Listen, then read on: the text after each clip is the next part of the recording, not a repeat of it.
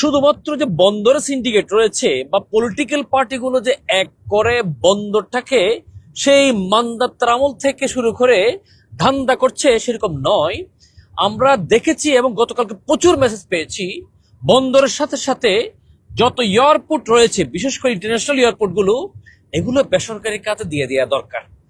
এই মানুষের এই কমেন্ট গুলোর সাথে আমি আমার নিজের অভিজ্ঞতাগুলো শেয়ার করছি। আলহামদুলিল্লাহ, বছরে অনেকবার যেহেতু আসা যাওয়া করতে হচ্ছে বিভিন্ন জায়গায়।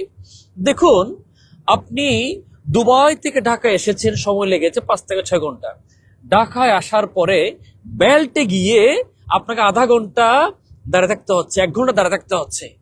সৌদি আরব থেকে আপনি উমরা করে এসেছেন, হজ করে এসেছেন, সে আবার বেল্টে গিয়ে আধা ঘন্টা 1 ঘন্টা আপনার দাঁড়িয়ে থাকতে হচ্ছে। কেন? আপনার লাগেজ আসতেছে না।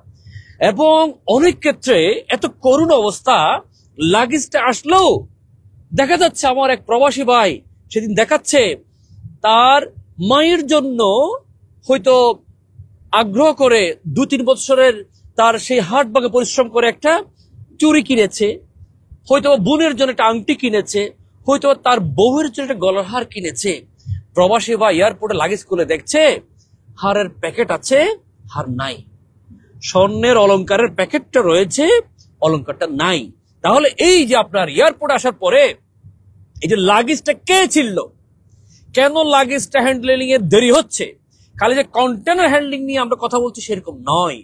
এয়ারপোর্টে প্রবাসীদের রক্তে ঝরা এই ঘাম দিয়ে টাকা দিয়ে 2-3 বছর ধার দেনা করে গিয়ে তার আদরের বউর জন্য, বোনের জন্য, মায়ের জন্য একটা গিফট আনছে, সেখানে বক্স আছে, মাল নাই। এই টোটাল হ্যান্ডলিং এর দায়িত্ব হচ্ছে বাংলাদেশ বিমান, নিঃসন্দেহে বাংলাদেশ বিমান। তারা করেছে কি, এয়ারপোর্টের লাগেজ গুলো আসলে একটা হ্যান্ডলিং এর একটা দায়িত্ব হয়, বিভিন্ন অর্গানাইজেশন গুলো দায়িত্ব পালন করে। বাংলাদেশে একচেটিয়া বাংলাদেশ বিমান সেই দায়িত্বটা নিয়ে রেখেছে। কেন? বাংলাদেশ বিমান ছাড়া অন্য কেউ হ্যান্ডলিং করতে পারবে না। আমি মাননীয় উপদেষ্টা মহোদয়কে বিনীত অনুরোধ করব, এক একটা এয়ারপোর্ট এক একটা অর্গানাইজেশনকে দিয়ে দেন। প্রাইভেট কোম্পানিগুলো রয়েছে, প্রাইভেট বিমান কোম্পানিগুলো রয়েছে, ওদেরকে দেন। বিদেশের দিতে ইচ্ছা না করলে কম্পিটিশনটা বাড়বে, রেজাল্ট গুলো আপনার ভালো পাবে, মানুষজন দেখবে কে কার চেয়ে বেশি সেবা দিতে পারতেছে। আমরা অনলাইনে জরিপগুলো চালাবো, চট্টগ্রাম এয়ারপোর্ট অমুক এয়ারলাইন্স হ্যান্ডলিং করছে, ঢাকা এয়ারপোর্ট অমুক অর্গানাইজেশন হ্যান্ডলিং করছে। ইভেন দো ঢাকা এয়ারপোর্টে 2টো টার্মিনাল যদি হয়, আপনি একটা বাংলাদেশ বিমানকে দেন, রাষ্ট্রায়ত্ত সংস্থা, আমাদের সেটা বাংলাদেশ বিমান আমার জন্য দরকার আছে অনেক, আর একটা টার্মিনাল একটা অর্গানাইজেশনকে দেন। তাহলে প্রবাসীদের এই যে অভিযোগগুলো অনেকাংশে মানুষ মুক্তি পাবে। বাংলাদেশ বিমানে তো মাশাআল্লাহ কি বলবো, আমাদের মামা, চাচা, খালু, খালা যারা আছে, তৎকালীন সময়ের মন্ত্রী, মিনিস্টার, এমপিদের স্বাস্থ্য ভাই, খালতো ভাই, মামাতো বোন, তার দাদির ঘরের আত্মীয় সুপারিশ নিয়ে গেছে, চাকরি হয়ে গেছে। মাশাআল্লাহ, ওনারা এখন চাকরি করতেছেন। যারা চাকরি করতেছেন ওনারা চাকরি করুক। বিনীত অনুরোধ, ওদেরকে একটু প্রশিক্ষণটা আর একটু দরকার, কিভাবে আপনি কাস্টমারের সাথে হ্যান্ডলিং করবেন। অনেক ক্ষেত্রে দেখা যায় আমার বিমানের অনেক ভাই খুব ভালো আচরণ করেন, কিন্তু অনেক ভাই বোন এখনো ইন্টারন্যাশনাল প্যাসেঞ্জারের সাথে আচরণটা অনেক শেখা দরকার। আমি শুধু বলছি না যে বাংলাদেশ বিমান শিখতে হবে, অনেক প্রবাসী ভাইয়ের অনেক দুর্বলতা রয়েছে। কারণ অনেক প্রবাসী ভাই বিদেশে যাওয়ার সময় সঠিক প্রশিক্ষণটা পায় না, বিমানে কিভাবে টয়লেট ইউজ করবে, বিমানে কিভাবে কি ইউজ করবে, এটা হয়তো অনেক জানা না। এটা একটা বিষয়, কিন্তু মূল বিষয় হচ্ছে এয়ারপোর্ট হ্যান্ডলিংটা। এয়ারপোর্ট হ্যান্ডলিংটা শুধুমাত্র বাংলাদেশ বিমানের কাছে সীমাবদ্ধ না রেখে এটা প্রাইভেটাইজেশন করে দেওয়া দরকার। আপনারা যারা যারা এই মতের পক্ষে থাকবেন, বিনীতভাবে আপনাদের মূল্যবান কমেন্ট গুলো জানান। আমরা ইতিমধ্যে যে বাংলাদেশ থেকে অরিজিন হলে ফ্লাইটের যে উচ্চ মূল্য হয়ে যায়, অথবা একই ফ্লাইটে একই দূরত্বে বিশ্বের অন্য দেশ থেকে বাংলাদেশে ঢুকলে দাম হচ্ছে 3 ভাগের 1 ভাগ, বাংলাদেশ থেকে বের হলে অনেক বেশি হয়ে যায়। এই বিষয়টা উপদেষ্টা মহোদয়ের দৃষ্টি আকর্ষণ হয়েছে এবং এটা নিয়ে আরো অনেকে কথা বলছেন, আলহামদুলিল্লাহ। এবং এটা একটা পর্যায়ে আসবে ইনশাআল্লাহ।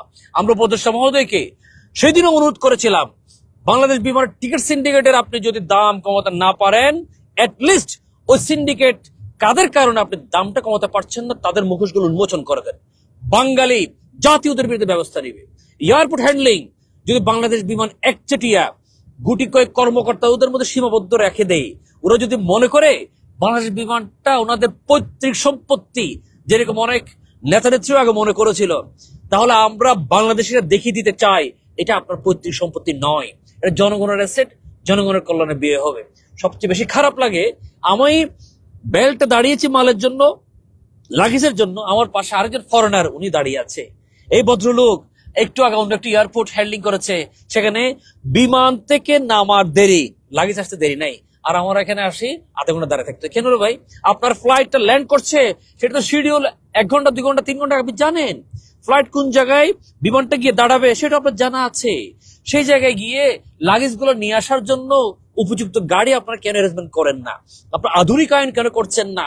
বেল্ট গুলোতে কেন দ্রুত মাল আসলে কিভাবে দ্রুত মাল আসবে সে ব্যবস্থা আপনারা কেন করছেন না? আপনারা নিজেরাও করছেন না, অন্যদেরকে করতে দিচ্ছেন না। মানে একটা আজীব কারবারের মধ্যে আমরা আছি, যে যেদিকে পারছে খেয়ে চুষে শেষ করে ফেলবে। এটা অন্য, অর্থাৎ একটা মানুষের সেবা দিবে না। আর পলিটিক্যাল পার্টিগুলোর প্রতি আমি বিনীত অনুরোধ করবো, আপনারা আপনাদের রাজনৈতিক ম্যানিফেস্টো, আপনাদের যেটা আগামী দিনের সংসদীয় নির্বাচনের ঘোষণা এখন দিচ্ছেন, সেখানে উল্লেখ করে দেন, পরিষ্কার করে দেন এই এয়ারপোর্ট কেন্দ্রিক এই প্রবাসী সেবাগুলো আপনারা গেলে এই কাজটা করবেন। আমরা নিশ্চিত আপনাদের ভোটগুলো বেড়ে যাবে। তবে আমি এটা নিশ্চিত না আপনারা আবার ক্ষমতায় যাওয়ার পরে এটা কতটুকু রাখতে পারেন, নাকি সিন্ডিকেটের মধ্যে অ্যাড হয়ে যান কিনা সেটা নিশ্চিত নয়। তবে আপনারা যে প্রচেষ্টা চালাবেন ওটা একটু মেহরবানি করে জানিয়ে দেন, কারণ যত বড় কর্মকর্তা হোক না কেন পলিটিক্যাল পার্টির কাছে সবাই বাধ্য। ভিডিওটা ভালো লাগলে সবাই কাইন্ডলি শেয়ার করে দেন। আমরা চাই বাংলাদেশ বিমানটা প্রাইভেটাইজেশনে চলে আসুক।